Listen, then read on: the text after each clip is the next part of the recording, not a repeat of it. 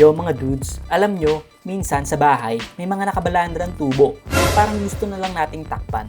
Kaya sa vlog na to, gagawa tayo ng fake beam, aka tambol. Hindi musical instrument to tambol to na pantago ng tubo. So ano pa iniintay natin mga dudes? Let's start!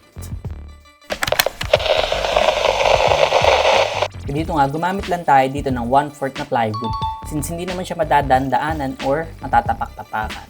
And wala rin naman tayong isasabit sa kanya. So, mas kinakailangan natin dito gumamit ng mas magaan na plywood. Kaya, ang napili kong gamitin dito is yung 1/4 lang. Siyempre, sukatin natin, then tsaka natin yan puputulin. Dito, gumamit tayo ng circular guide, then tsaka natin siya gagamitan ng circular saw. Yeah, boy! Siyempre, dahil tambol to, kailangan natin siya pakinisin, kaya kailangan natin siya lihain at pinturahan. Kaya nga tayo naglagay ng fake beam, di ba, or tambol, para mapaganda yung bahay, hindi para mapapangit. So, kailangan natin gawin to na maayos, para maganda tignan sa ating bahay. So, ayan. Idikit lang natin yan. Gumamit nga tayo dito ng patungan na laruan ng anak ko. Then, tsaka natin pukpukin lang. Dahan-dahan lang. So dito nga kailangan asintado ka sa pagpukpok kasi medyo mahirap dahil sa kapayatan ng kahoy dahil 1/4 nga lang to.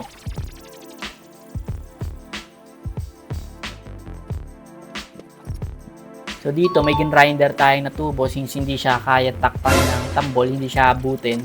And sobrang laki naman na ng tambol na magagawa natin kung isasama pa natin yan. So since 19 inch lang yung haba nito o yung height nito, hindi na siya aabot doon. Kaya ginawa ko, pinutol ko na lang yung tubo tsaka ko inasintadaan. At dito nga, since medyo mahaba nga itong nagawa nating tambol, kailangan natin siyang putulin sa gitna para mas madali nating ma-fit doon sa loob ng kwarto. At dito nga, tinulungan ako ni Hipag magsukat or mag-marking kasi medyo mahirap siyang i-fit kapag mag-isa lang ako. So, kailangan ko ng tagahawak para ma-markingan ko ng maayos at diretso. Yeah, boy!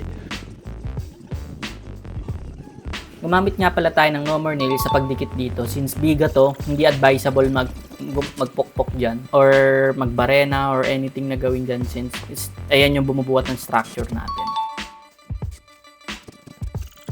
Dito nga, tumulong uli si Hipag na sobrang sipag pagtulog. Ayan, ikabit na nga natin itong ating fake beam. Nice! Siyempre, kailangan natin masilihan yung mga siwang para naman gumanda sa paningin natin. Wow! Ayan, kung mapapansin nyo, medyo gumaganda na nga siya kasi natatakpan na natin yung mga siwang. Nice! Masarap nga dito sa kwarto magtrabaho. Ang sarap dito sa kwarto magmasilya. Ang lamig. Tapat na tapat sa akin yung aircon. So, hindi ako pinagpapawisan. At napaka-komportable gumalaw. So, alam nyo na guys. Thanks for watching. Peace out.